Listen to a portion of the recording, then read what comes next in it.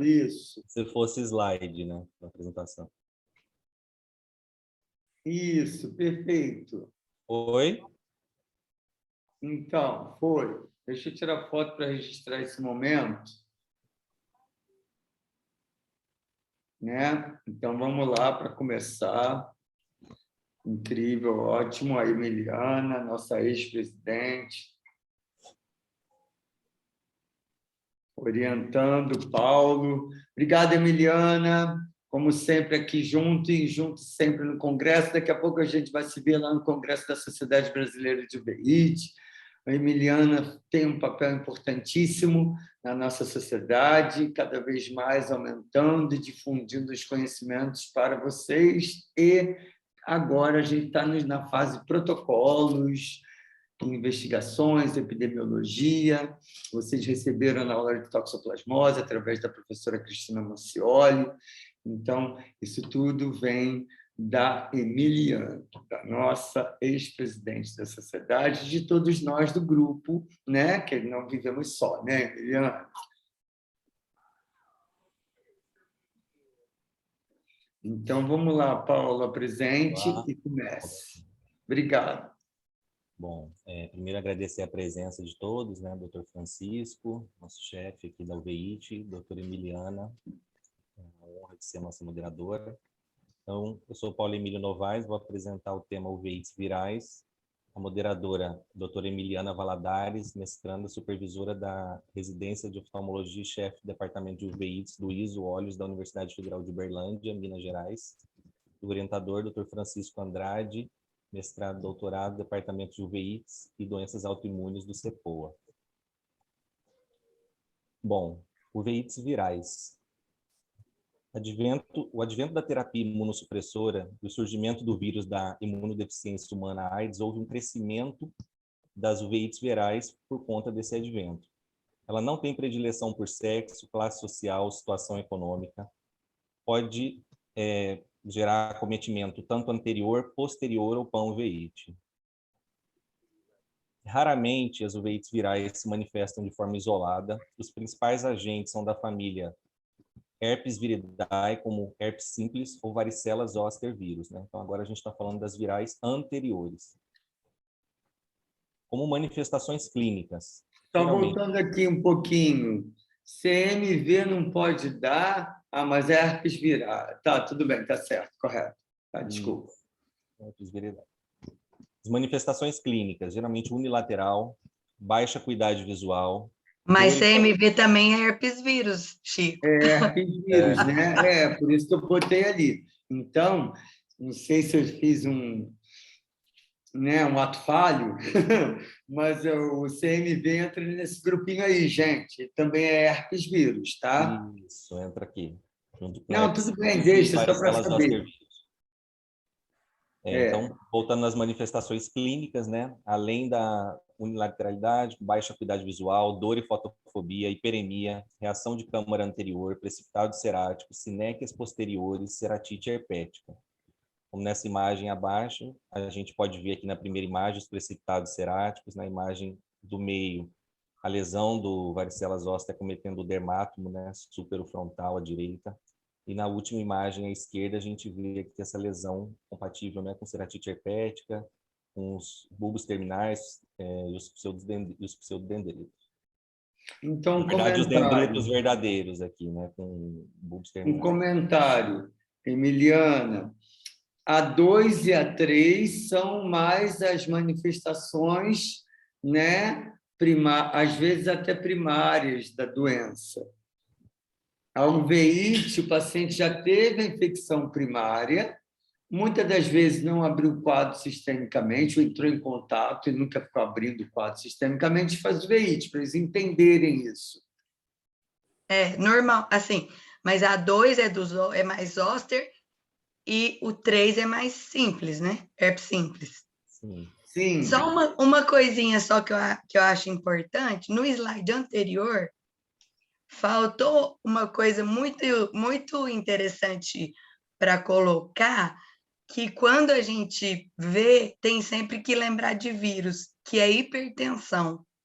Uhum.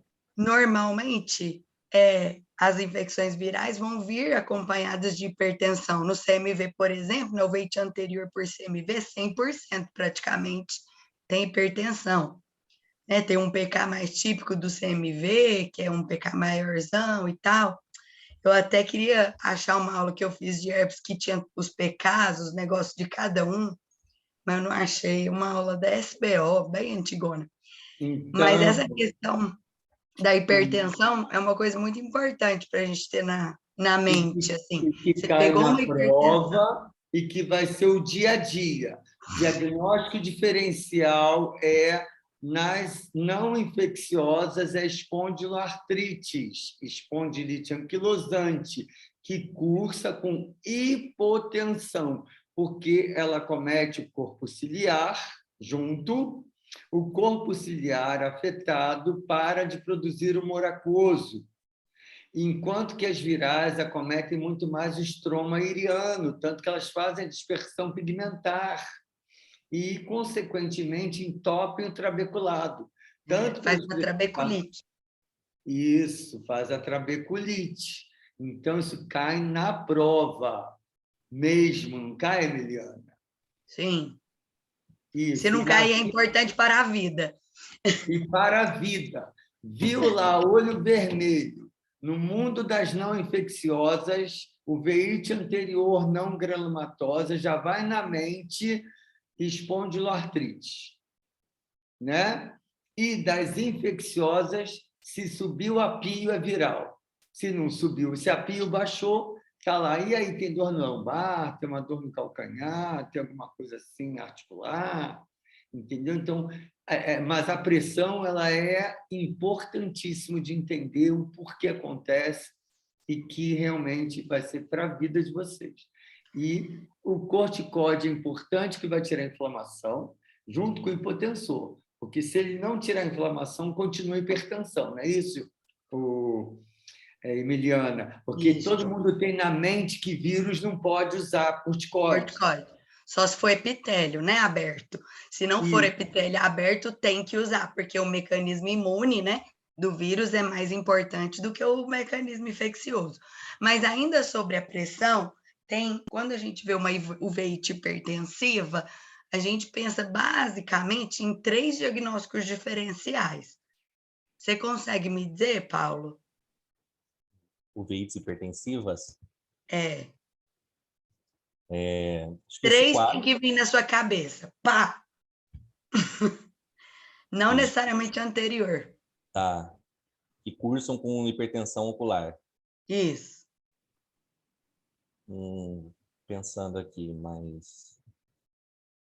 Vou acrescentar. Eu vou acrescentar. É granulomatoso. Não, sífilis e TB não vale. Porque sífilis e TB você sempre vai acertar, né? Porque pode dar tudo. Não chuta o óbvio. É. Não, mas tem uma mais óbvia. Não, tem 3, tem uma super óbvia. Sim. Das pode ser posterior. Qual delas você pensa? Então, já falou uma agora, né? Que é anterior por herpes. Isso. Né? Tentando pensar no mecanismo. Você falou granulomatose. Posterior que aumenta a pressão do olho. As outras 2 são pão-leite, na verdade. Não. Vou de Koyanage arada? Não. Não, ela baixa a pressão porque tem descolamento seroso de retina. Não, então... Eu vou facilitar. Unilateral, vai. Olha, eu tô super endêmico você. no Brasil. Já teve aula. Bom, hipertensão, unilateral, toxo e a outra. E outra? A outra também, unilateral. Granulomatosa, anterior ou panveite, não infecciosa. Ah, não, agora foi demais. Não infecciosa. Esquece as infecciosas do mundo. Vocês vêm comigo lá, as não infecciosas. Granulomatosa, quem é? Não infecciosa. Gente, só está vindo na minha cabeça infecciosa. Eu acho que quem sabe responder é quem vai fazer o trabalho sobre isso, o Marlon. Qual é que você chutaria, Marlon? Não. Sarcoidose. Sarcoidose. Isso. Ué, Tá boa. Então, sarcoidose. Cláudio, muito obrigado pela sua presença aí com a gente, tá? Mas então seguimos, senão não vai acabar nunca, porque eu e Emiliana falamos muito, Cláudio também. Então, o trio ternura aqui dos faladores. Mas gente, olha só, presença ilustríssima. ilustríssima, né, Emiliana? Que isso? E olha que eu consegui. Amado mestre. Eu consegui pedir a ele, poxa, Cláudio, tudo bem, mas caso você não consiga, tá bom, né? Porque ele também usa para os alunos dele. Que semana passada também precisou dar um puxãozinho de orelha, que ele divulgou para todo mundo, ele participou e também não teve. Então, mereceu o quê? Castigo, né, Cláudio? Todo mundo no milho. Ajoelhado no milho. Isso aí, seguimos, pessoal. Vamos lá, continuando aqui sobre as uveites virais anteriores, né? O diagnóstico é clínico, a gente pode fazer cultura e PCR do humor aquoso. Tratamento envolve corticoide cicloplégico, aciclovir ou valaciclovir oral, e o prognóstico geralmente é bom.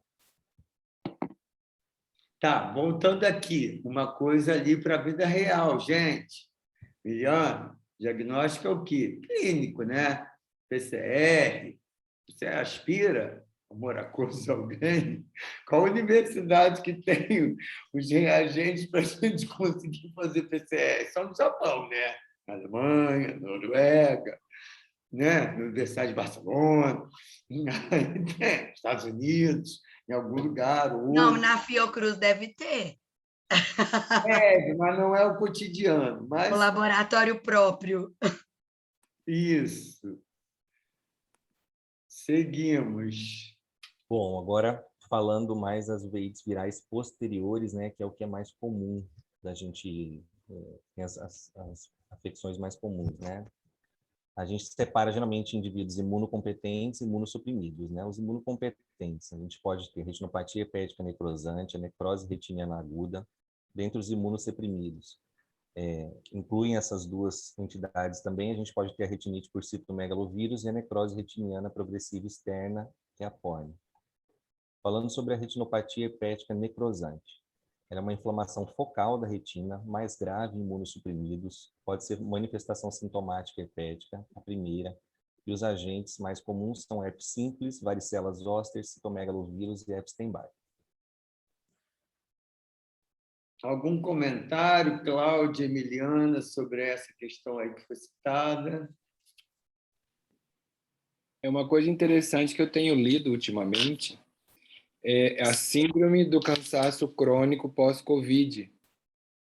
E essa síndrome do cansaço crônico pós-Covid parece que tem uma relação com o Epstein-Barr, de ele ter ficado muito mais evidente e muito mais fortalecido, já que o sistema imune dos pacientes com Covid pode ter uma alteração, até mesmo pós-vacina. É um tema bastante controvertido, mas com essas alterações imunes que podem acontecer pós-Covid, com um tempo que a gente não sabe muito bem qual que a possibilidade de aparecimento até de retinopatia herpética pode ter associação muitas vezes com o Epstein-Barr. Tá? Não esquecer nunca esse Epstein-Barr dentro do nosso arsenal ou dentro dos nossos diagnósticos possíveis de retinite herpética. E a questão também do Epstein-Barr como trigger, despolarizador de outra doença autoimune, né? Uma uveíte que é não infecciosa, o Epstein-Barr está ali, tanto a carga viral alta, o paciente entrou em contato novamente e ele está despolarizando porque a doença está ficando em atividade. Isso também é bastante importante para vocês entenderem, não é só o vírus do adolescente do beijo da boca. Isso daí passou já esse conceito já há bastante tempo, né, Cláudio? Então, seguimos. Com relação às manifestações clínicas, né? Podem cursar com baixa acuidade visual, reação de câmara anterior, turvação vítrea, hipertensão ocular, lesão branco-amarelada, formato triangular arredondado, acometendo mais 2 diâmetros discais e vasculite perilesional. Então, aqui, nesse slide, relembrando nessa questão da hipertensão ocular, já citado anteriormente também, a importância. Aqui a gente pode ver algumas imagens, né, com esses focos, as lesões necrosantes arredondadas, né, no polo posterior. Esse paciente meu, né, como eles têm que entender, gente, né, atuar, porque a doença no fundo do olho, ela não tem a apresentação tão benigna quanto a do polo anterior. Quando tem a alveite do polo posterior, tanto herpes simples, zoster, citomegalovírus, mesmo nos competentes, citomegalovírus é mais para imunossuprimidos, mas mesmo nos imunocompetentes, ela tem essa característica, ela destrói mesmo. E se você não atuar agressivamente na internação, no diagnóstico primário, né, ela vai comendo a retina toda. Não é isso? Eu estava até discutindo com os meus alunos agora, eu acabei de chegar, por isso que eu cheguei mais tarde.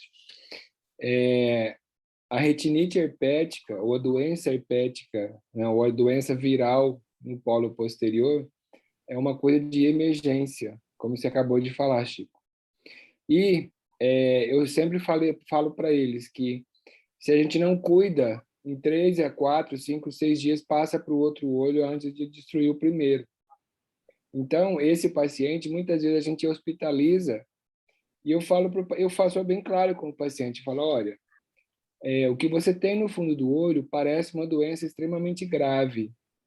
Como a gente não tem o tempo de fazer o exame para esperar que saia o resultado, nós vamos te internar e vamos te dar o tratamento para a doença mais grave.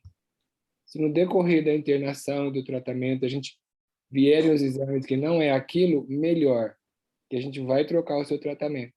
Mas pelo menos a gente vai tratar porque é mais grave e com prognóstico pior. Então, Cláudio está repetindo o que a gente, na semana passada, discutiu sobre, primeiro, errar pelo excesso, pecar pelo excesso, do que deixar de fazer. E se for viral mesmo? A gente vai esperar sorologia? A gente vai esperar alguma outra? Não, o paciente já ficou cego. E se realmente for tóxico, se for Bartonella, a gente vai tratar depois, tuberculose. Né? Então, realmente, é só depois tirar um antiviral. Então, é realmente isso. A doença está de uma apresentação muito grave, necessita de um tratamento mais agressivo. Ok? Seguimos. Essa imagem aqui na próxima, mesma coisa mais ou menos da anterior, né? Algumas regiões aqui com retinite, né? Com vasculite, lesões arredondadas acometendo o polo posterior. Do diagnóstico, sorologias e exame clínico, tratamento, corticoide sistêmico, 4 dias após o tratamento, midriático, aciclovir, ganciclovir endovenoso e AS. Tá, e aí, voltando a essa questão. O corticoide, hein? Só após o 4º dia, e aí, usa, não usa? Como é que é essa questão, Emiliana?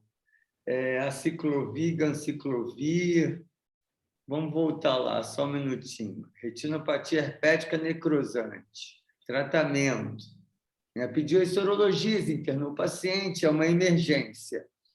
Aí a questão que eu estou levantando aqui precisa dessa questão do AS, midriático, e a questão do corticoide e do qual antiviral a escolher. Eu não... tá. Aqui não é ARN, né? Aqui é retinopatia herpética necrosante. Isso. Eu acho que o GAN ele é mais para o citomegalo, né? Apesar que ele consegue pegar outros. eu não me sinto confortável em fazer corticoide em doença infecciosa sem cobertura específica. Então, assim, não sei se 4 dias, sei lá, se tem esse tempo mágico, né? Se você vê que o troço está mega inflamado, às vezes você entra com específico, deixa ele dar uma circulada, e daí depois você já entra com corticoide. Eu Isso, também não tiro o específico enquanto eu não tiro o corticoide. e o seu ponto de vista, Cláudio? Sua experiência, desculpa, né? Seu ponto de vista, sua experiência. Então, eu concordo com a Emiliana. Tudo na medicina, ela é baseado na evidência que a gente tem daquilo que o caso clínico está se apresentando para a gente. Às vezes é um paciente que tem pouco processo inflamatório, não tem muitas lesões em periferia, próximo da região macular, então você pode até aguardar um pouquinho mais. Mas dependendo do processo inflamatório, da extensão das lesões, da localização das lesões, ou seja, quanto mais próximo de polo posterior e papila, isso aí vai ficando cada vez mais gritante e mais chamativo para a gente. É extremamente assustador você ver que dia após dia o paciente continua com um processo inflamatório tão intenso. Mas eu geralmente uso em torno de uns 2 a 3 dias, no máximo 3 dias, para começar o corticoide. Outra coisa, o AS eu nunca usei. Não vejo que tenha assim uma aceitação. Não é um tema que seja unânime entre nós da UVEA, né? Assim, mesmo na escola paulista, nunca vi. Quando eu fiz lá o fellow de UVEIT nos Estados Unidos, também nunca vi, né? E para mim o aciclovir, né? Para nós, o aciclovir é a droga de escolha, né? Para retinite herpética, seja ela necrosante focal ou multifocal, seja difusa, né? Então, o aciclovir até pode ser uma alternativa, mas retinite herpética é igual ao aciclovir, né? Um aforismo aí que para mim é bastante claro, bastante tranquilo. Perfeito. Seguimos. Bom, agora falando sobre a necrose retiniana aguda, que é uma das patologias principais das uveites virais posteriores. Ela é tipicamente causada por varicela zoster vírus, que é o principal, e herpes simples, e eventualmente causada por citomegalovírus e Epstein-Barr. Bilateral em 33% dos casos, cometendo segundo olho nas primeiras 6 semanas. Vale lembrar aqui também que ela é bem mais comum em pacientes imunocompetentes, nos imunodeprimidos ela é mais grave. Das manifestações clínicas, o paciente cursa com dor, hiperemia ocular, baixa visual progressiva, reação de câmara intensa, vitreite, que é uma clínica importante, microhemorragias, retinite confluente centrípeta, ou seja, vem da periferia em direção ao centro, neurite, ou seja, a clínica principal é esse quadro de vitreite, de vasculite e necrose retiniana. Na figura próxima, a gente pode ver esse padrão de vitreite, essa turbação vítrea, essa vasculite, as lesões bem demarcadas vindo aqui do polo posterior, né, mais em direção ao centro, da periferia mais em direção ao centro, dizendo melhor. Diagnóstico. A gente tem alguns critérios essenciais e critérios de suporte ao diagnóstico. Os critérios essenciais. A gente tem um ou mais focos de necrose retiniana periférica com margens bem demarcadas, como a gente viu na imagem. Progressão rápida na ausência de tratamento. Extensão circunferencial das lesões. Evidência de vasculopatia oclusiva e envolvimento arteriolar, né, a vasculite. Inflamação proeminente do corpo vítreo e câmara anterior, a vitreite, que a gente descreveu. E alguns critérios de suporte ao diagnóstico, a neuropatia óptica, levando a atrofia, esclerite, e pode haver dor. Alguns pacientes, no tratamento, né, a gente tem o aciclovir, que pode ser feito na dose de 10 mg quilo de 8 em 8 horas, EV por 14 dias. O ganciclovir, geralmente na dose de 2 gramas, via oral por 14 dias, o EV. Corticoterapia sistêmica e colírio, feito geralmente com prednisona 40 a 60 mg dia, via oral. Cicloplégico, AS, 500 mg dia, via oral. E fotocoagulação a laser como uma profilaxia, geralmente em lesões que possam ter predisposição ao descolamento de retina. Então, é feito um laser na transição. E aí o seguinte, Deixa eu falar só voltando, uma coisa. Só você uma vai coisa ter que super me incomoda. o Aécio tira daí, tá, gente? Esquece isso. Eu deixei que foi um questionamento. Vai ter pergunta daqui. Qual o papel dele? Nenhum. Nenhum. Nenhum. Pronto.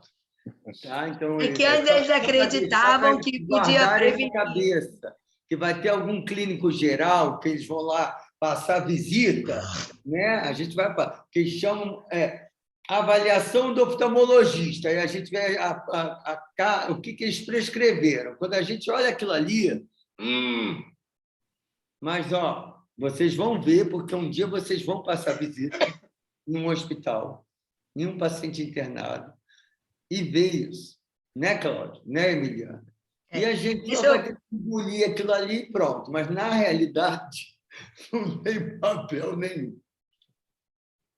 Eles achavam que prevenir oclusão,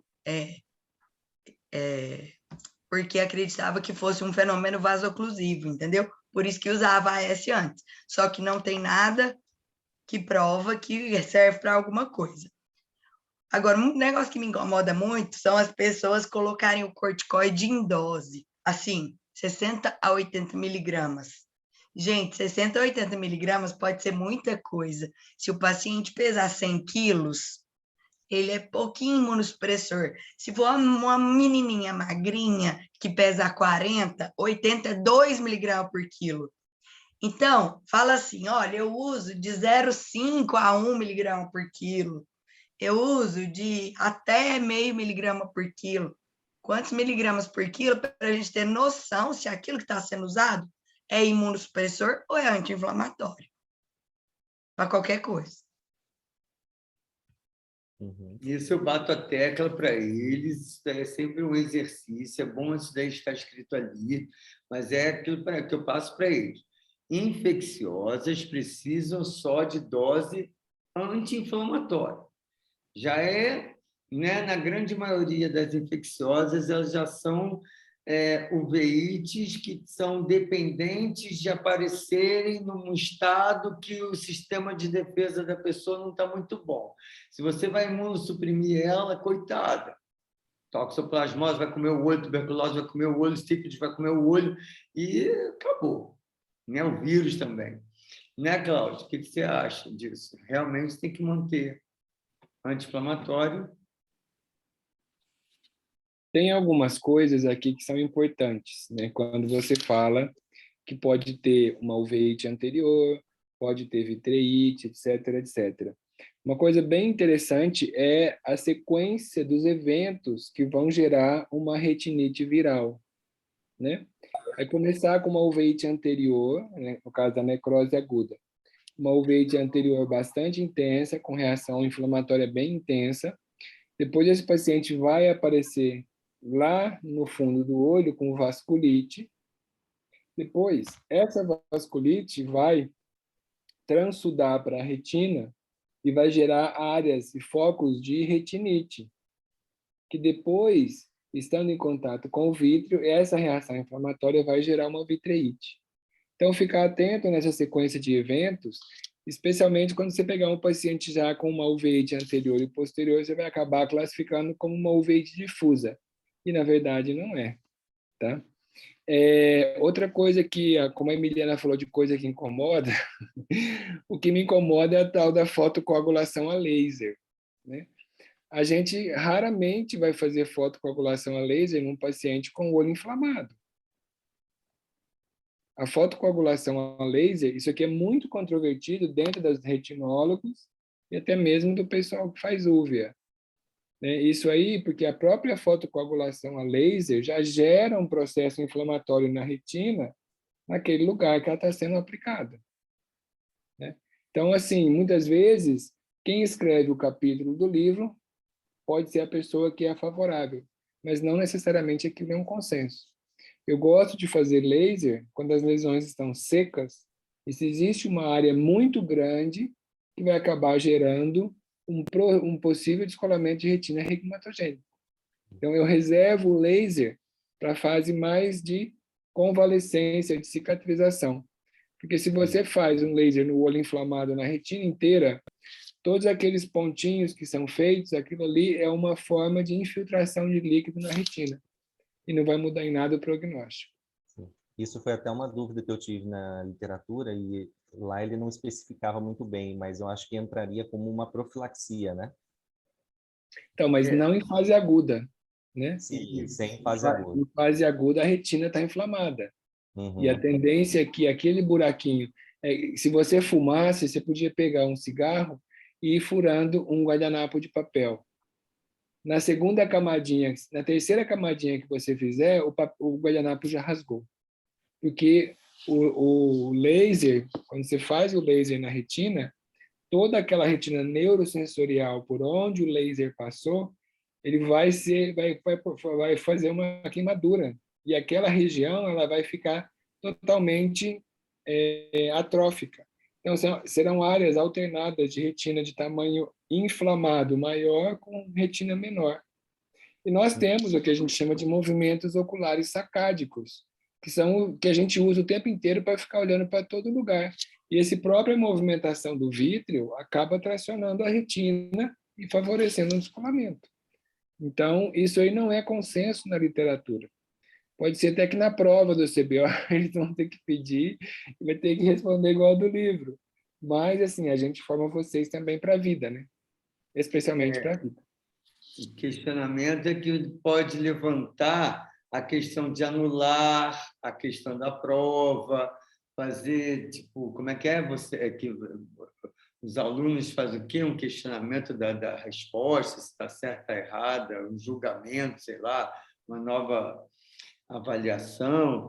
Então, muitas das vezes, as questões elas estão sendo formuladas atualmente com atualizações, né?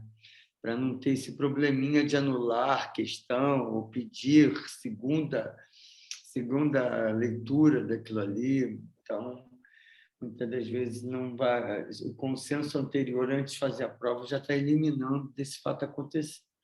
Mas tem, como o Cláudio falou, tem alguns autores de capítulos que a gente ainda tem capítulos que foram publicados anteriormente que ainda não foram reformulados, que vão citar essa questão mesmo.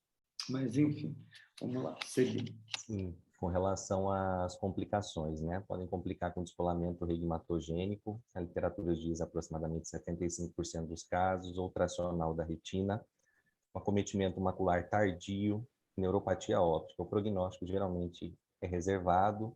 Na literatura também diz que menos de 50% chega a 20/200 de acuidade visual. Retinite por citomegalovírus.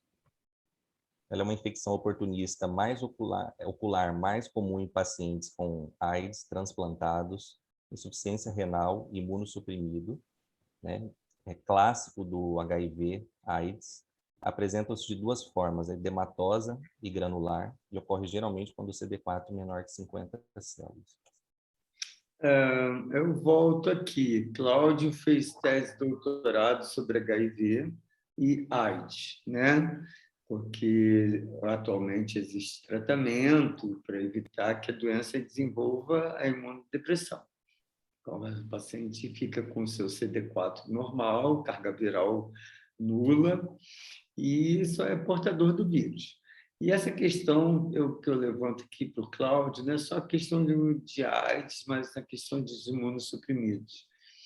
Para eles entenderem essa questão da diferenciação das duas formas, é importante. E essa questão do CD4, menor do que 50, também já caiu por água abaixo. Às vezes o paciente tem 200 de CD4 e já desenvolve citomegalovírus. Não é isso, Cláudio? Então, classicamente, isso aí é definido como uma doença de CD4 menos de 100, ou até mesmo menos de 50. Né? Quando o paciente tem alguma das formas, né, que aqui faltou uma delas, porque acho que no livro não tem, também você pegou do CBO, né, Paulo? Frosted Branch? Isso. Isso aí é definido classicamente como são 3 formas, né? Os retinites e vasos congelados. Então, eu ia até falar depois, porque eu não tinha no CBO. É, é sempre bom a gente não esquecer que essas 3 formas são as formas escritas, né? Sim. E esses pacientes que vão apresentar as retinites por citomegalovírus são realmente esses pacientes que têm geralmente um CD4 menos de 100. Geralmente menos de 100. Mas, é como o Francisco falou, às vezes o paciente pode ter, por exemplo, se ele está em fase de recuperação da imunidade, né? Se ele tinha CD4 de 40, não teve nada de CMV, ele começa a tomar o antirretroviral, aí sobe de 40 para 200. Só que essa quantidade de célula ainda não é uma célula específica anti qualquer tipo de doença, por exemplo, antituberculose, anti-CMV, etc. Então, esse paciente ele pode ter um CD4 de 200, mas essa recuperação, essa reconstituição do sistema imune, ela passou apenas por uma fase de aumento quantitativo. Então, o CD4 em si não vai te falar muita coisa, mas é a responsividade dessas células de defesa que vão te dar essa possibilidade do aparecimento do citomegalovírus ou não. Então, tem que estar atento para esse tipo de avaliação, porque muitas vezes o paciente pode até desenvolver o VIH de recuperação imune junto com lesões ativas, porque o CD4 está num nível alto, mas não necessariamente ele está funcionante. Ele não foi ainda sensibilizado para ter em memória, guardado na memória que já entrou em contato. Então, ele subiu, recuperou, está lá, mas a carga viral também dele ainda está alta, é outro fator, né? Que faz com que essa acaba matando, que você leu tinha 200, mas na realidade a carga viral ainda está alta e aí mata o CD4 do paciente. Então, realmente não é... Mas na prova é menor que 100, menor que 50. Enfim, seguimos. Em relação às manifestações clínicas, né? O paciente pode ter moscas volantes, áreas de necrose granular, uma coloração brancacenta, hemorragias, uma distribuição perivascular, uma progressão mais centrífuga, né? Do centro para a periferia. Então, a gente tem aquelas formas, né? Que é a típica, hemorrágica, a forma granular atípica. Então, aqui a gente pode ver na lesão mais à direita, acredito que seja a forma mais indolente, com menos vasculite, não tem hemorragias. E na próxima imagem, do canto inferior esquerdo, que o livro descrevia mais como uma forma mais fulminante, né? Que a gente pode ver mais vasculites, forma hemorrágica, né? Típica, com hemorragias permeando a região da vasculite. E aqui ao final, eu acredito que seja a frosted branch, só que tinha a imagem também na retinografia fluorescente, mas eu não consegui colocar os vasos congelados, né? Geralmente é característico, mas não é patognomônico.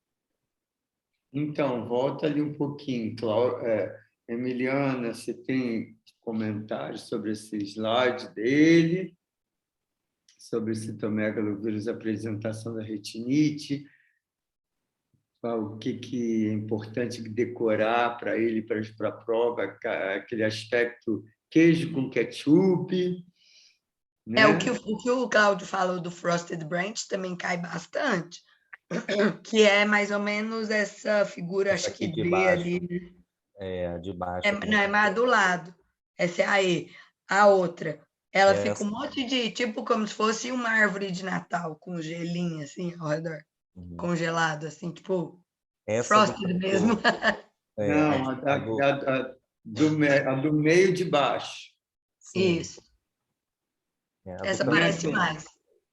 Do canto Essa direito. cai demais, que vai cair na prova também. Isso na prova de vocês, que é aquela prova teórico-prática, que aparece a imagem, não é isso, Cláudio? Não cai dessa forma? Sim. Né, Emiliano?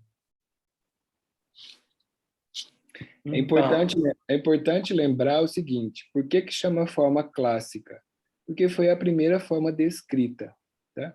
E como ela é uma forma que tem associação vascular, então você vai ver uma região dos vasos comprometidas por fenômenos tromboembólicos.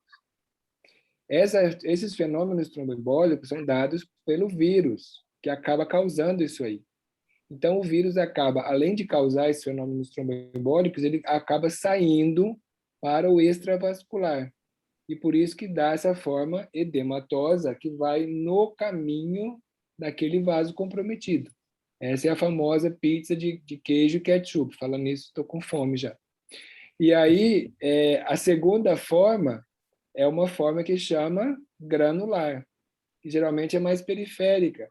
E é como se fosse uma banda de retinite que vai caminhando independente da distribuição vascular. Tá? E a outra é a forma dos vasos congelados, que é essa foto do meio embaixo, mas que para mim é um CMV fulminante, que não só afetou os vasos, mas afetou também a papila. Então, esse aí é um paciente que deve ter uma visão extremamente baixa, irrecuperável, porque já deu também uma neurite associada com o processo infeccioso. Então, a gente tem mais ou menos esses 3 pontos na cabeça para a gente saber do que está se tratando isso aí. Perfeito. Seguimos. Diagnóstico, né? Clínico, sorologia. O tratamento envolve ganciclovir, né? Pode ser feito na dose de 5 mg quilo de 12 em 12 EV, 14 dias, né? O que diz na literatura, mas não sei se isso varia. Tem um ataque, uma manutenção também feita com ganciclovir, o uso do antirretroviral e sorologias. Lembrar que em caso de resistência pode ser feito também o Foscarnet, que tem que tratar a imunossupressão do paciente, também é descrito na literatura. Posso passar? Pode. A próxima é a síndrome da necrose progressiva da retina externa, PORN, que também é uma uveíte viral posterior. Ocorre somente em pacientes HIV positivos, geralmente contagem de CD4 menor que 24 células. É clássica do paciente imunodeprimido e do paciente com HIV, né, e AIDS. O agente etiológico, varicelas zoster vírus. Manifestações clínicas são múltiplas lesões de necrose, progressão rápida e confluência, geralmente bilateral, com pouca reação de câmara, descolamento de retina em 70% dos casos. Isso aqui é uma informação também importante, que geralmente cai em prova, com péssimo prognóstico visual. Então, o que caracteriza é uma necrose retiniana rápida, progressiva, geralmente tem pouca vitreite, pouca vasculite, mas o acometimento macular geralmente é precoce. Aqui a gente pode ver essas lesões confluentes, né, na periferia, com menos vitreite, menos vasculite, o meio está mais nítido para a gente poder enxergar. Aqui já acometendo o nervo óptico também. E o diagnóstico clínico, sorologia. O tratamento é feito com ganciclovir intravenoso. Pode ser usado também o ganciclovir intravítreo ou Foscarnet intravítreo. E laser, naqueles casos de não na lesão aguda, mas como quando o processo já está mais esfriado e você tem alguma área de transição que possa predispor a descolamento. Não sei se isso também é controverso na PORN. Não vi nada a respeito disso. O prognóstico nesses casos geralmente é reservado e a acuidade visual de SPL é comum nesse paciente por conta da agressividade da patologia. Então, não é um prognóstico reservado, é um prognóstico péssimo. É uma coisa extremamente... Eu queria tenebroso. Catastrófico. Eu queria só voltar um pouquinho naquele slide lá do CMV. Volta mais um para mim. Mais um. Aqui. O próximo. Para lembrar uma coisa importante, no tratamento do CMV, os livros falam 14 a 21 dias de ganciclovir na fase de indução ou dose de ataque. Muda lá, Paulo. Isso, ele fala 14 dias, no que eu vi. Então, mas assim, a dose de ataque ou dose de indução, que eu acho mais bonito falar, a dose de indução ela só vai passar para a dose de manutenção quando as lesões estiverem secas. Porque se você começa a fazer dose de manutenção com o paciente com lesão em atividade, você vai desenvolver aí uma resistência à medicação. Tá? O ganciclovir é a droga de escolha da retinite por CMV. O foscarnet é quando já existe uma incompetência do ganciclovir para tratar, só que o foscarnet é um remédio que é extremamente tóxico. E o paciente, a gente costumava falar que quando está no bico do corvo, ele está usando foscarnet. Tá? Porque esses pacientes também têm viremia. E outra coisa são os tratamentos locais, né, com injeções de ganciclovir ou injeções de foscarnet para pessoas que não têm capacidade de fazer o tratamento sistêmico, não tem possibilidade. Só que esses tratamentos, eles não protegem o olho contralateral, igual os implantes de ganciclovir.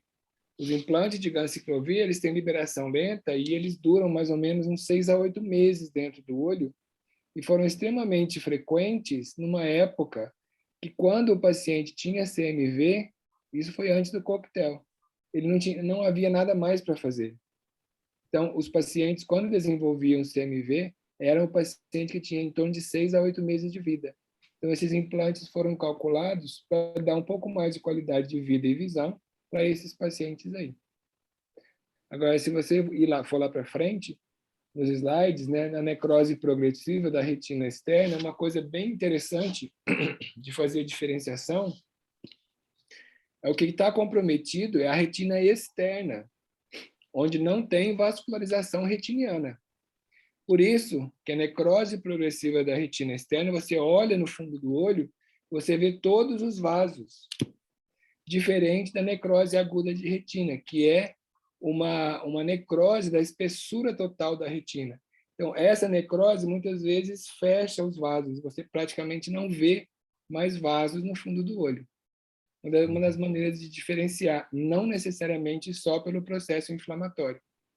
Né? Os vasos, eles acabam ficando, eles ficam ocultos, porque o processo de necrose acaba obstruindo. A gente sabe que os vasos da retina, eles vêm pela artéria central da retina e fazem uns loops até as camadas mais, até os 2/3 da espessura da retina. Uhum. Era só isso, câmbio. Voltei a imagem aqui só para a gente exemplificar isso que o Dr. Cláudio falou, né, na necrose, essa dificuldade maior para ver por conta do processo inflamatório. E aqui na córnea, né, a gente vê melhor os vasos com acometimento só da retina externa. E olha, gente, é assustador. A gente vai vendo a retina levantando progressivamente até essa infecção chegar no nervo óptico. E os tratamentos não tem nenhum que a gente possa falar que funcione bem. Como você falou que o SPL é uma coisa muito frequente, então o prognóstico é muito ruim. É muito ruim. Agora câmbio mesmo.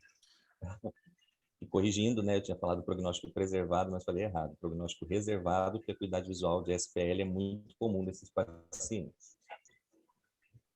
Agora falando sobre a microangiopatia do HIV, que ocorre em 40% a 60% dos pacientes com HIV, das manifestações clínicas é caracterizada por manchas algodonosas, hemorragias intrarretinianas, microaneurismas no polo posterior. Esse aqui é um tema também que eu vi caindo nas questões. Aqui a gente pode ver na imagem, né, esses exudados, essas manchas algodonosas, os microaneurismas, acometendo a região da retina. Agora a gente está falando de lesões do vírus HIV, né? Então, o próprio vírus também dá manifestação ocular. Mesmo antes dele destruir os CD4, não é isso, Cláudio? Na sua tese você fala sobre isso.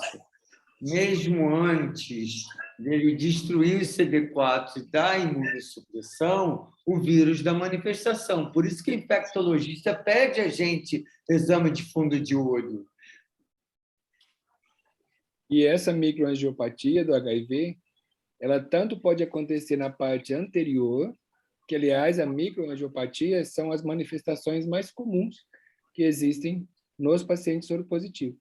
Ela pode estar presente no segmento anterior, como alterações vasculares de conjuntiva, e pode estar presente no segmento posterior, onde os exudatos algodonosos, eles são áreas de microangiopatia nas camadas mais próximas do vítreo. Na verdade, é na membrana limitante, né? Limitante? Sim, É, limitante membrana interno. limitante. Então, na limitante, vai ter alterações microangiopáticas, que acaba dando um quadro muito parecido com a retinopatia diabética. Uhum. E essas alterações, elas não baixam a visão. Por isso que passa batido na maioria dos pacientes. Bom, eu vou deixar você falar, senão eu estou aqui pegando o seu... Não, tá ótimo, imagina. Pode ir? Tá ótimo. Então, como a gente já descreveu aqui, né, na imagem inferior à esquerda, a gente vê essas lesões, esses microaneurismas, hemorragias, manchas algodonosas. O diagnóstico é clínico e sorologia. Lembrar também que as lesões, nesse caso, geralmente não causam perda de visão e desaparecem depois de 6 semanas. Então, esse quadro não cursar com um BAV, como o Dr. Cláudio também falou, muitas vezes passa batido, e isso também é questão que cai em prova. Pedro está com o microfone aberto.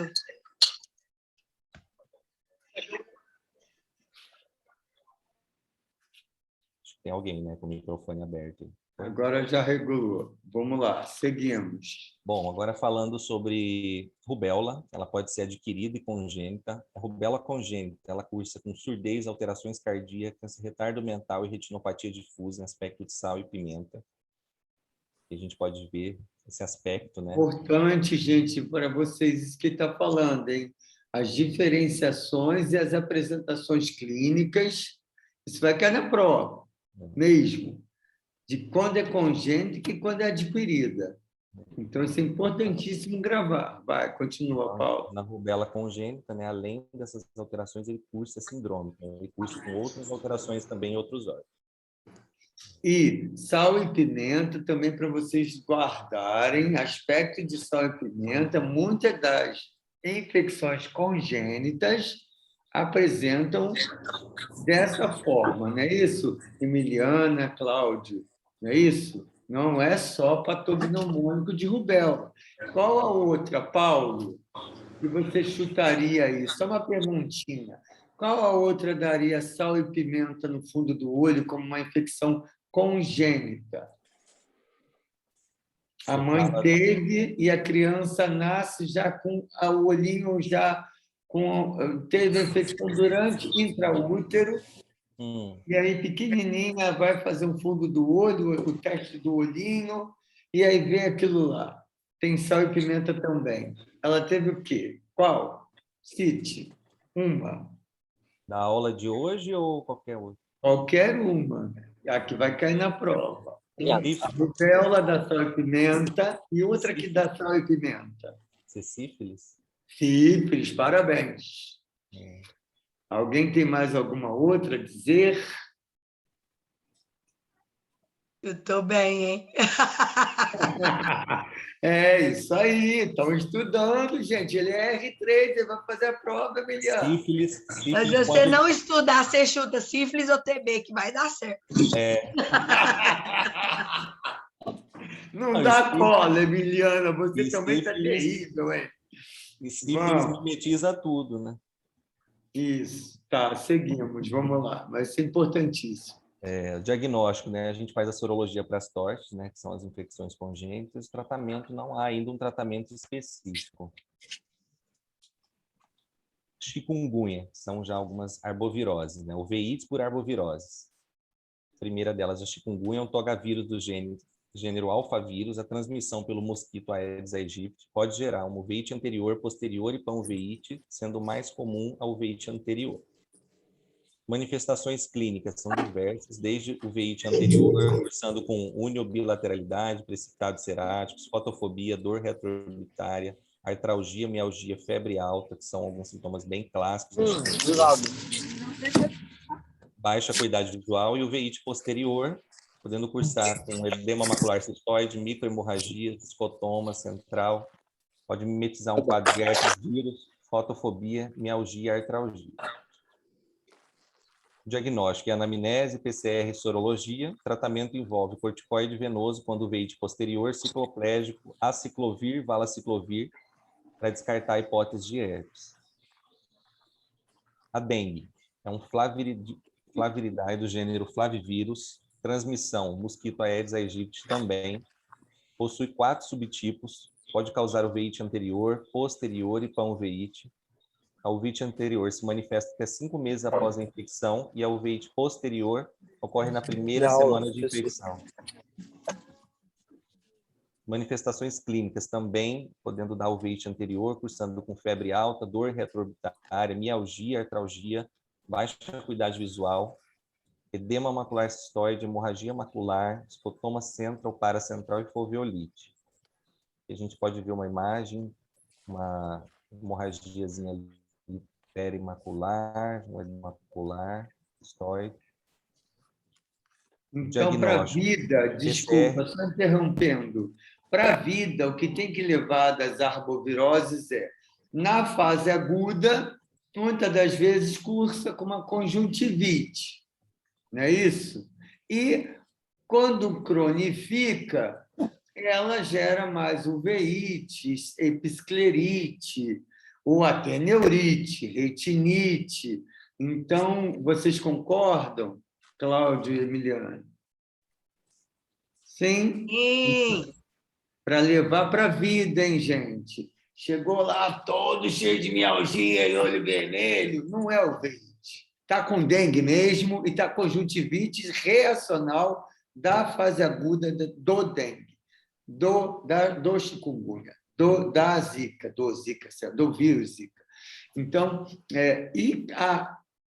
quando ela fica mais tardia, então se aprofunda e faz com que os autoanticorpos não, os mediadores inflamatórios, os anticorpos de memória, de GG, já estão em títulos altos, IgM já caiu, e faz com que tenham essas reações imunomediadas de outras estruturas, que são estruturas mais profundas. Então, é para vocês, né? Paulo não faz mais, mas quem é R2 vai daqui a pouco passar a ver um surto que a TV Globo não mostrava, que não teve dengue no passado, não teve chikungunya, mas agora vai voltar a ter, né? Porque só tinha só tinha pandemia. Covid. Só tinha Covid. Tudo que era olho vermelho e dor no corpo era Covid. Mas, enfim, vocês vão voltar como R2, vai começar a ver conjuntivite do paciente morrendo de dor no corpo. Pode ser adenovírus, sim, tudo bem, tem o gânglio pré-auricular, mas ele pode estar com dengue. E nossa cidade, como outras cidades do Brasil, é endêmica de dengue. Chikungunya vai aumentar mais ainda, e estamos aí, até no nosso grupo da uveíte, né, gente? Já estamos sabendo que teremos aí um surto de zika.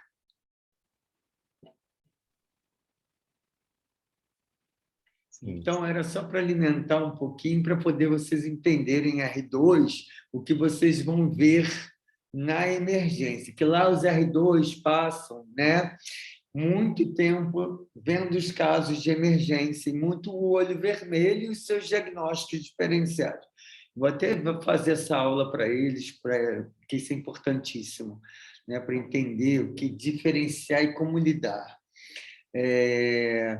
Mas é importante mesmo, Paulo já passou pela emergência, já viu muito isso, e os outros que estão no R2 estão presenciando, Pedro, Isabela, Marlon, estão vendo muito isso. Francisco, uma dúvida. Como é que a gente diferenciaria lá, no momento, como é que a gente diferenciaria de uma conjuntivite por adenovírus normal?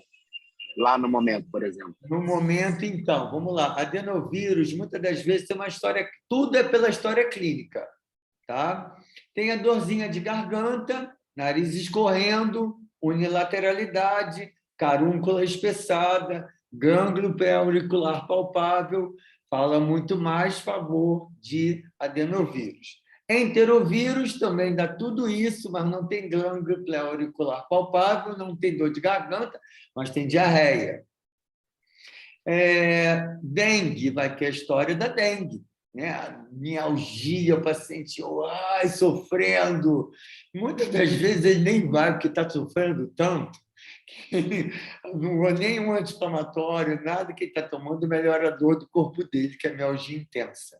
E chikungunya até um quadro menos doloroso para o corpo, mas a apresentação clínica será muito parecida, o que vai diferenciar é a história clínica. E adenovírus, gânglio pré-auricular palpável, mas todos eles vão ter folículos, secreção mucóide, pode estar contaminada por bactéria, ter uma secreção bacteriana secundária, mas mesmo assim sendo viral, porque carúncula edemaciada é característico de conjuntivite viral. Bacteriana não dá carúncula edemaciada. E a conjuntivite por vírus que contamina é porque o dedinho vai ao olho. Então, conjuntivite viral, não passar corticoide, vai piorar. Vai dar membrana e vai ficar o seu coleguinha daqui a 3 dias, vai ficar tirando pseudomembrana. E vai fazer infiltrado subepitelial e o paciente vai ficar com infiltrado subepitelial. Então, tá com pulzinho, está em dúvida? Anti-inflamatório não hormonal e antibiótico. Tira esse combo da cabeça de corticoide com antibiótico junto, porque não vai dar certo. Vocês vão ver e vão aparecer, como o Paulo presenciou e todos os R3 presenciaram, em todos os verões que vocês passaram, tirando pseudomembrana e tendo infiltrado subepitelial que tem que tratar depois. Tá? E que o paciente, se for central, fica com baixa da acuidade visual e até tratar daquilo ali, aquela reação autoimune, aquela reação imunomediada à parede celular, ao vírus, é muito ruim. Então, guardem para vocês isso. Olho vermelho com secreção purulenta é preferível tratar com anti-inflamatório não hormonal e um antibiótico separado. Criança, uma tobaromicina. Adulto, não precisa jogar bomba atômica, gente. Ciprofloxacina ainda resolve. Nada de ficar em gatfloxacina, porque a indústria farmacêutica está botando na cabeça de vocês para poder vender produto.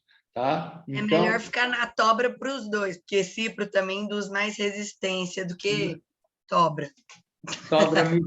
Porque daí só tem que decorar um. É uma tobramicina tanto para criança quanto para adulto e um antibiótico e um anti-inflamatório não hormonal, um cetorolaco da vida. Concorda, Cláudia Emiliana? Né? Sim. Porque os seus coleguinhas e você que está com R2 hoje, terça, vai ver na sexta esse paciente. Aí ele vem com pseudomembrana. E vai te encontrar com o olho todo edemaciado e vai ter o olho contralateral afetado.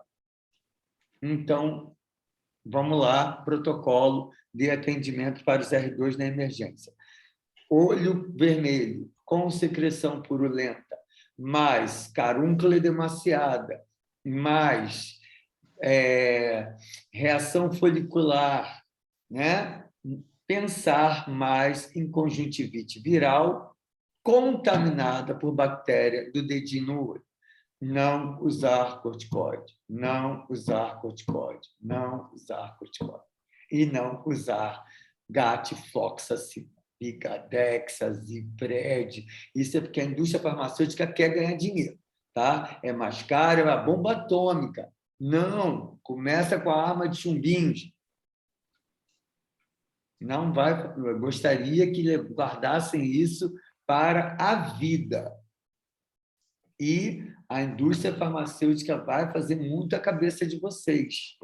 Vocês, né, são igual anúncio do McDonald's, que faz anúncio para criança, não para adulto. A gente já é formado. Francisco. Então, eles vendem remédio para adulto. Vendem McLanche Feliz, para a criança ficar viciada e comprar mais 40 anos o McDonald's. Então, é a mesma questão do marketing severo da indústria farmacêutica para com vocês. Vai, Pedro, continua.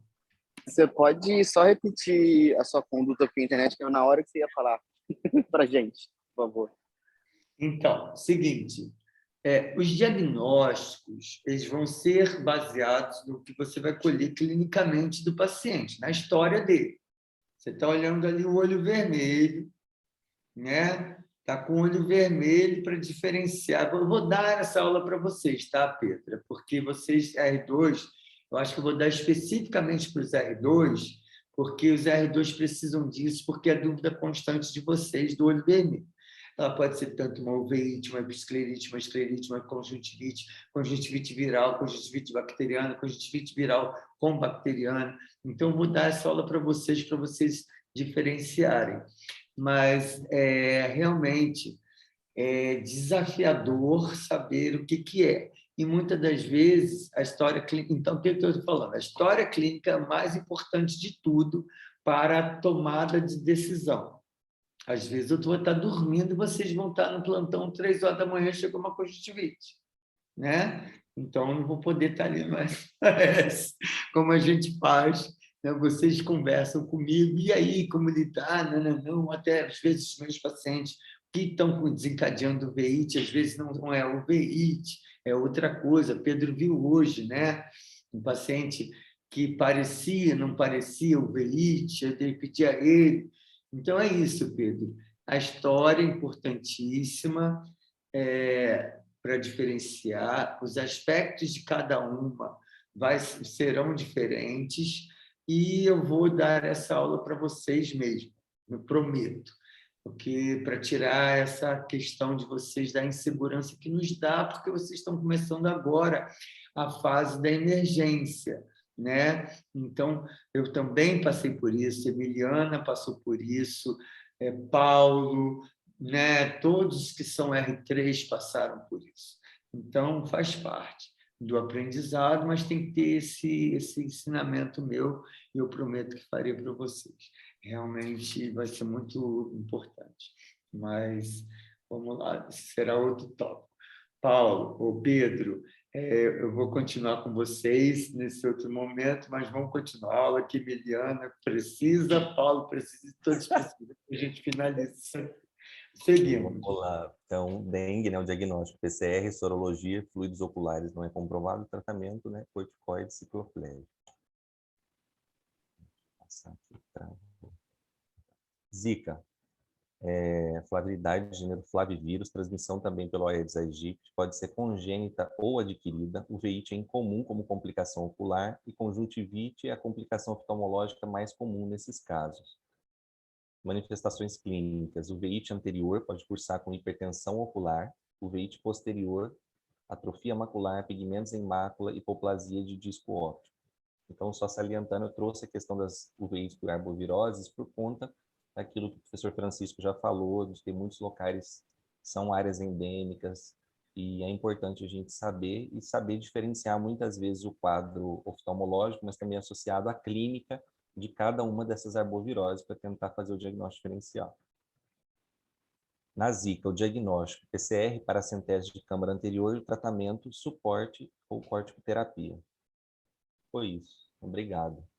Não, deixa eu tirar foto desse momento, né? Que é o momento que eu adoro de vocês.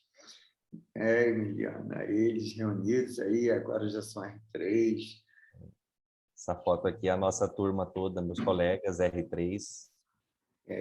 Todos estão aí presentes. Parabéns, Paulo. Muito obrigado, Emiliana. Obrigado também vocês solicitarem R2, Pedro, cabeçando esse pedido, mas que se faz necessário, e eu farei tanto para R2, R3, R1, e que para o R3 será um reforço, para o R1 será o aprendizado já vai preparado para o R2, quando chegar a emergência, e os R2 vão ficar mais seguros ali no trabalho. Enfim, Emiliana, comentários.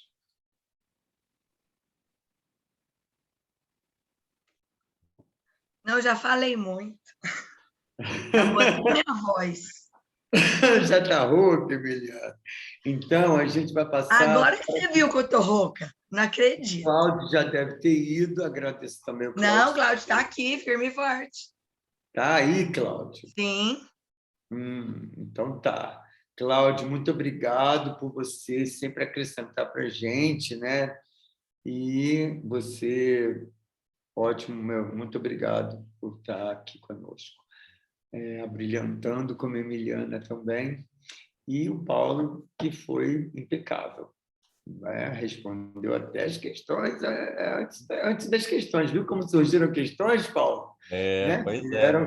São só 5, surgiram outras. Mas, enfim, seguimos. Vamos para as questões. Mas só para finalizar, agradecer também especialmente, né, professor Francisco, por toda a ajuda sempre, doutora Emiliana, que ajudou a gente aqui também com as intervenções, comentários. Muito obrigado, doutor Cláudio.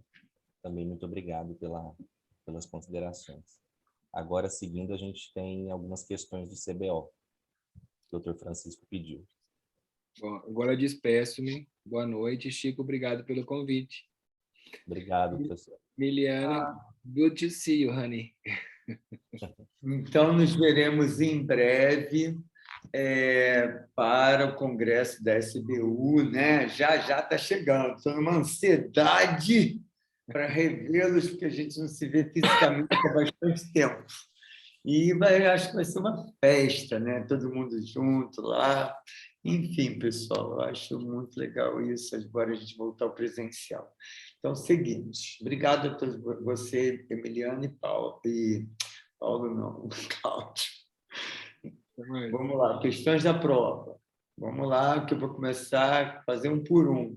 Vamos lá. Você fez assim, né, Paulo? Tá, tudo bem. Porque os outros meninos fazem diferente. Como? Mas bota uma questão, aí depois a resposta com comentários. Então, a gente vai...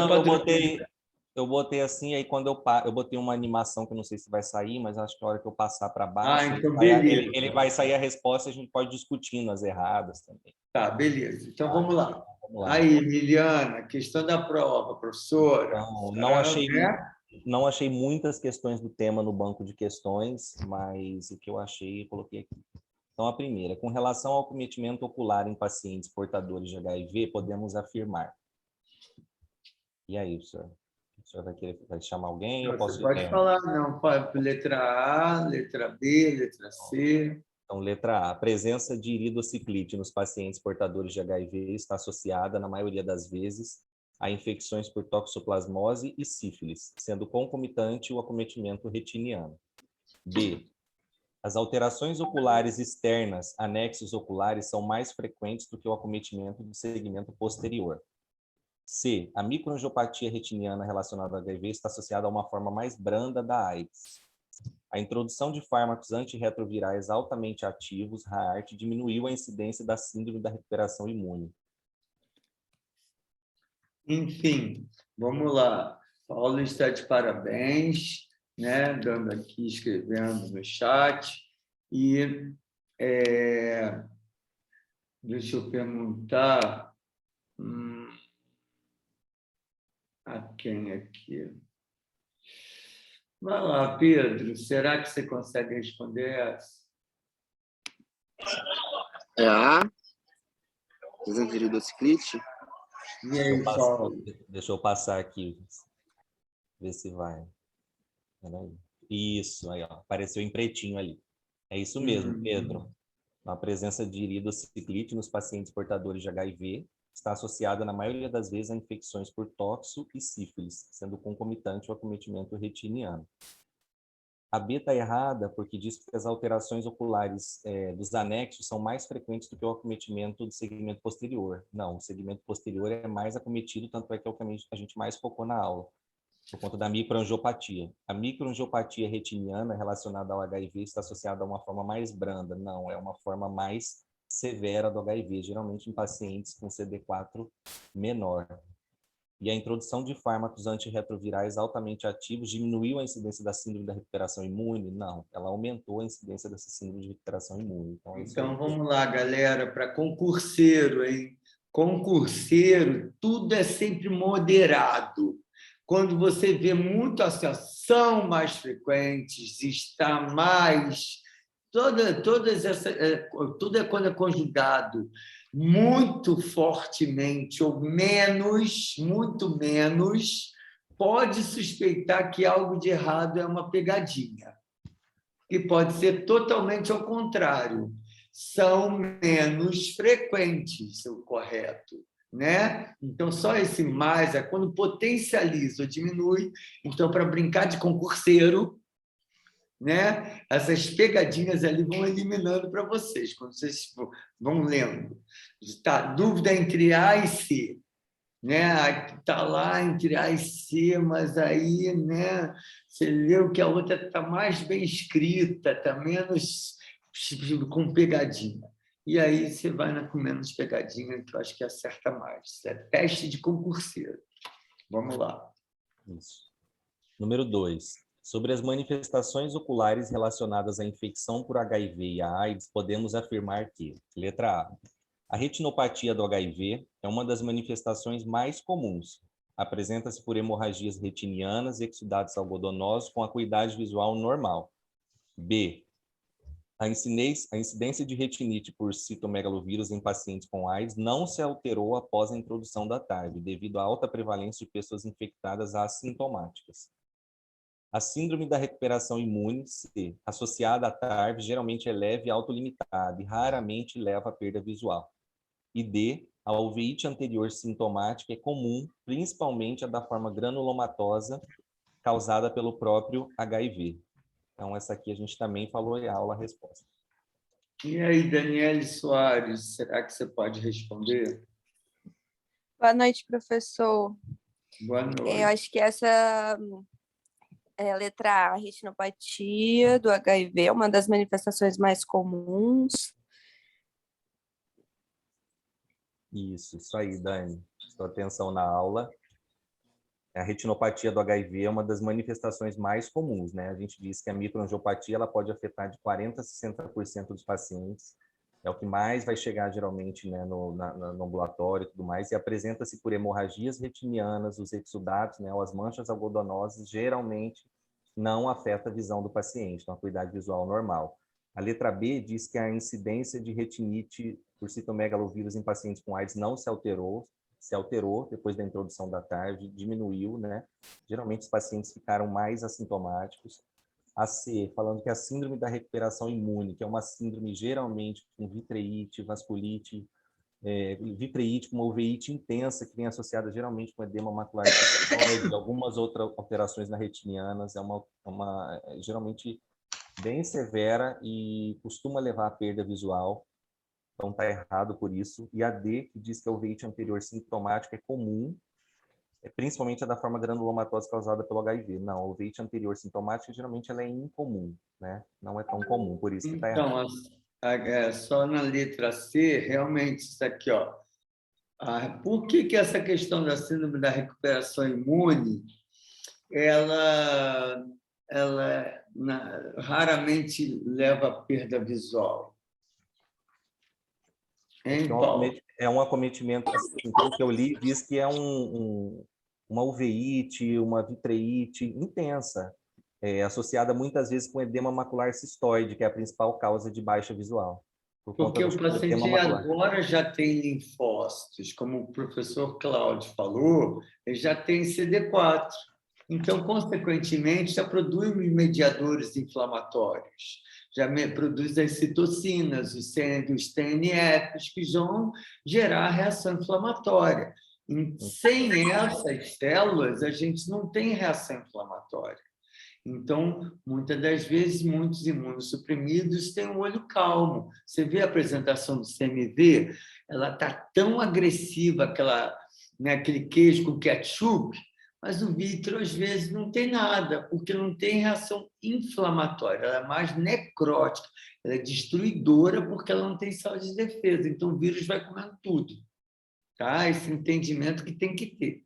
Então, reação inflamatória com necrose. A necrose porque o agressor não encontra o soldado ou a polícia para matar, né? Então, é no caso do imunossuprimido. Então, para o entendimento do porquê que um tem reação inflamatória. O paciente com toxoplasmose tem vitreite intensa quando ele é imunocompetente. Se ele é imunossuprimido, ele só tem um foco, não é isso, Emiliana? A gente escreveu isso na aula. Então, pacientes imunocompetentes de tóxico têm vitreite intensa. E, muitas das vezes, né? Não é todo caso, mas o paciente com toxoplasmose imunossuprimido, que é imunossuprimido de todas as formas, tá? Insuficiência renal, usa biológico, ele vai ter uma resposta imune, vai fazer uma vitreite menor, menos intensa. E vai também o foco dele pode até crescer mais, e você vê que tem uma destruição de tecido grande e não tem uma reação inflamatória, uma retinite no redor, uma vasculite intensa, porque não tem sala inflamatória para responder. Ok, seguimos. Nossa,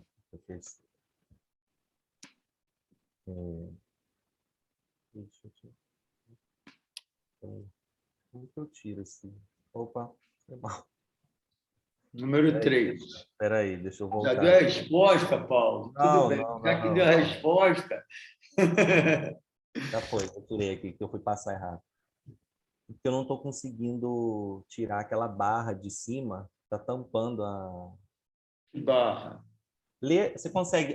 Lê para mim só a Então, pergunta. sobre as 3 diversas doenças oculares relacionadas à infecção pelo vírus HIV, é correto afirmar: a microangiopatia do HIV caracteriza-se pela presença de microaneurismas, exudatos duros e neovasos.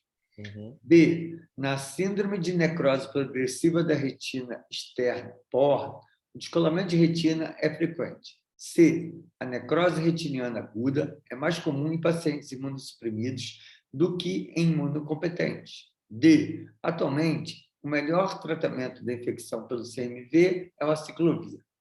Então, vamos lá, deixa eu perguntar, ver aqui. A gente também falou em aula. Isabela, vamos lá. Já que você teve a cola, se você estava prestando na cola, você já vai acertar. Vamos lá. Oi. Estou na academia, mas estou prestando atenção. Letra B. Isso aí, Bela. Também Isso prestou aí, atenção na Bela. aula. Parabéns. Malhando e estudando. Pedro Então, também. Outro dia estava malhando e estudando. Isso aí que é legal. Como Emiliana, dança e estuda. Hoje eu malhei no almoço. Hoje eu consegui. Não tem shape, mas prestando atenção. Enfim, e aí, gente, aquele negócio, ó, como foi falado, a CMV não é a ciclovir, tá? É ganciclovir, diferente dos outros. Herpes vírus, herpes vírus simples e zoster é aciclovir. CMV é ganciclovir, tá? Questão de prova mesmo. Então, Pegadinha. A resposta, né, como a Isabela falou, a B está certo. A gente falou em aula, né, que o descolamento de retina é comum nesses casos como complicação, geralmente até 70% na necrose progressiva da retina externa. Letra A, microangiopatia do HIV caracteriza pela presença de microaneurismas, exudatos duros e neovasos. Está errado porque não são exudatos duros, são algodonosos, não tem neovasos, hemorragias, né? Retiniana. A C, necrose retiniana aguda é mais comum em paciente imunossuprimido do que imunocompetente? Não, ela é mais comum em imunocompetente e mais grave no imunossuprimido. E a D, atualmente o melhor tratamento da infecção pelo CMV é o aciclovir? Não, é o ganciclovir, como o professor Francisco acabou de falar. 4. Sobre as infecções oculares relacionadas ao HIV, é correto afirmar: letra A, em caso de contagem de CD4 menor que 50 células, a uveíte causada pela toxoplasmose tende a apresentar lesão única com vitreite intensa? B, a associação com sífilis é rara, fazendo desnecessária a pesquisa de coinfecção sifilítica? C, o citomegalovírus está associado a retinite necrosante não exudativa, geralmente com hemorragias. D, pacientes HIV positivos apresentam menor tendência de resistência ao tratamento antituberculoso. E aí, Bruna, qual é a resposta? Essa a gente também falou. Então, Laura, qual é a resposta da questão 4? É a letra C. O citomegalovírus está associado a retinite necrosante não exudativa, geralmente com hemorragias. Isso aí, Laura. Prestou atenção também. Acertou.